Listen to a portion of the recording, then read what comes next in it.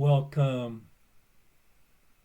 Today we will be reading lesson 22 in the workbook and from the text, chapter 3, section 2, Miracles as True Perception. And now for lesson 22. What I see is a form of vengeance. Today's idea accurately describes the way anyone who holds attack thoughts in his mind must see the world. Having projected his anger onto the world, he sees vengeance about to strike at him. His own attack is thus perceived as self-defense.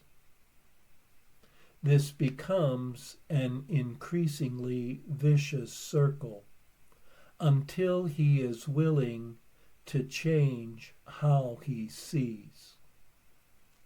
Otherwise, thoughts of attack and counterattack will preoccupy him and people his entire world. What peace of mind is possible to him then? It is from this savage fantasy that you want to escape. Is it not joyous news to hear that it is not real? Is it not a happy discovery to find that you can escape? You made what you would destroy. Everything that you hate and would attack and kill. All that you fear does not exist. Look at the world about you at least 5 times today, for at least a minute each time. As your eyes move slowly from one object to another, from one body to another, say to yourself, I see only the perishable. I see nothing that will last. What I see is not real. What I see is a form of vengeance. At the end of each practice period, ask yourself, is this the world I really want to see? The answer is surely obvious.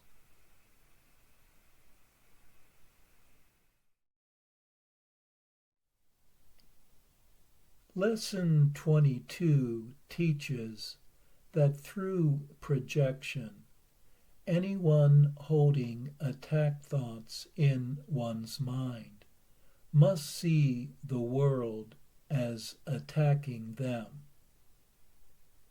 And then feeling attacked, one then feels justified in attacking back, which becomes a vicious, ongoing cycle of hate.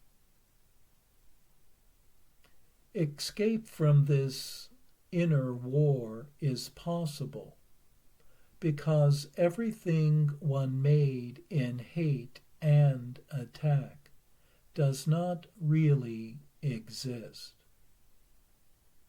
For what is true, but what is nothing is nothing. It is in recognizing that the vengeance one sees in the world is not real that one can be finally freed from the cycle of attack. The peace that one truly seeks can never be found in a world of hate. The problem is not in the world, but in the attack thoughts in one's mind, which are but making a hateful world.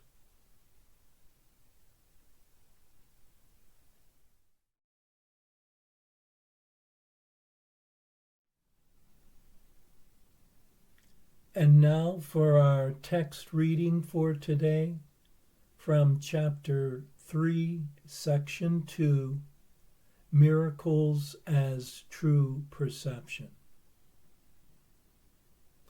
I have stated that the basic concepts referred to in this course are not matters of degree. Certain fundamental concepts cannot be understood in terms of opposites. It is impossible to conceive of light and darkness or everything and nothing as joint possibilities. They are all true or all false. It is essential that you realize your thinking will be erratic until a firm commitment to one or the other is made. A firm commitment to darkness or nothingness, however, is impossible. No one has ever lived who has not experienced some light and something. No one, therefore, is able to deny truth totally, even if he thinks he can. Innocence is not a partial attribute. It is not real until it is total. The partly innocent are apt to be quite foolish at times.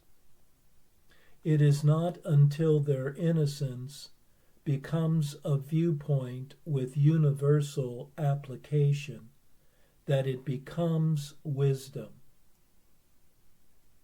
Innocent or true perception means that you never misperceive and always see truly. More simply, it means that you never see what does not exist and always see what does. When you lack confidence in what someone will do, you are attesting to your belief that he is not in his right mind. This is hardly a miracle-based frame of reference. It also has the disastrous effect of denying the power of the miracle. The miracle perceives everything as it is. If nothing but the truth exists, right-minded seeing cannot see anything but perfection.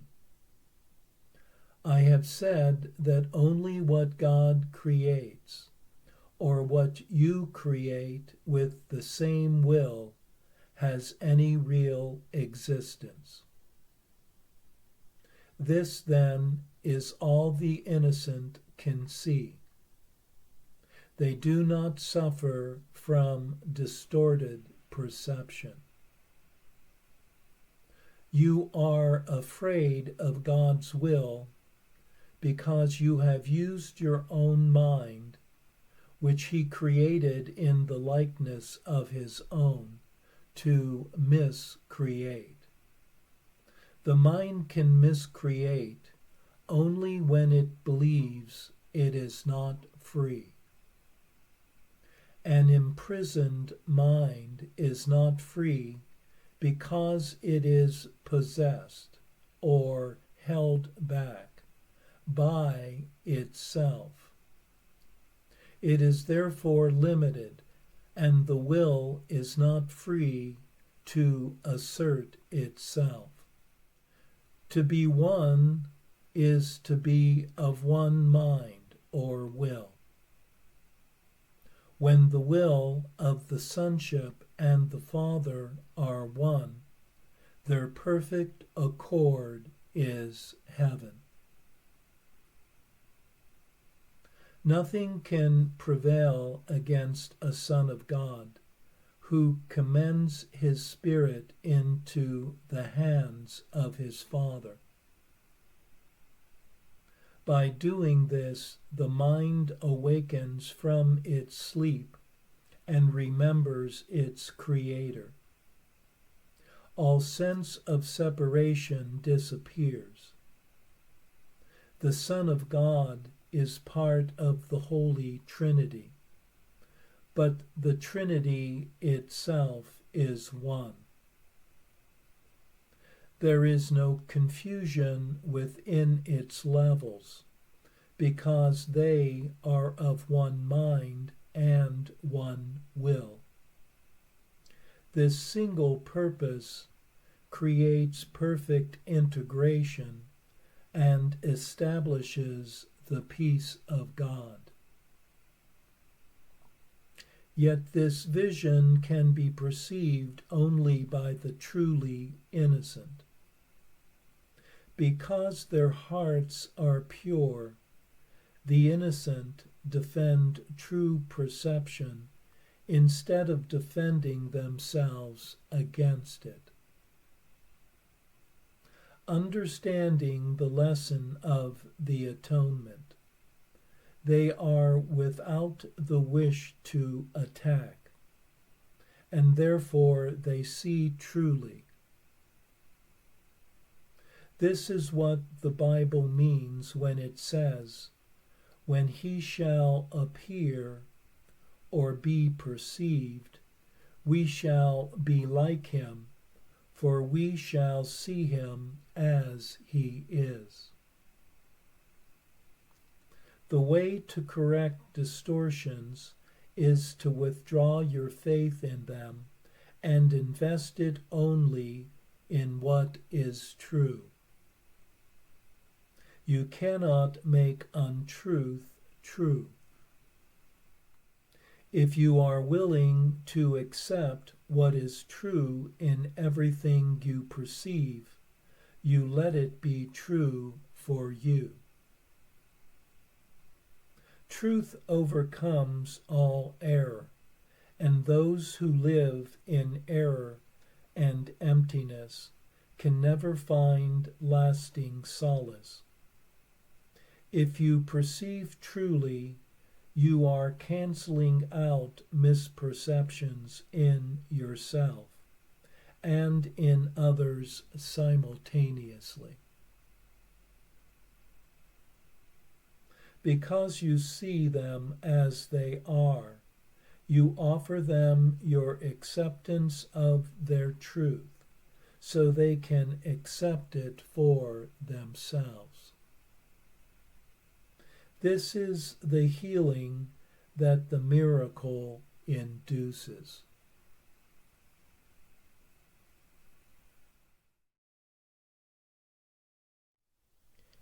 This section continues the discussion about the nature of innocence. Innocence is here described as not a partial attribute, but exists only when it is total, being a state of mind that is applied to everyone and everything.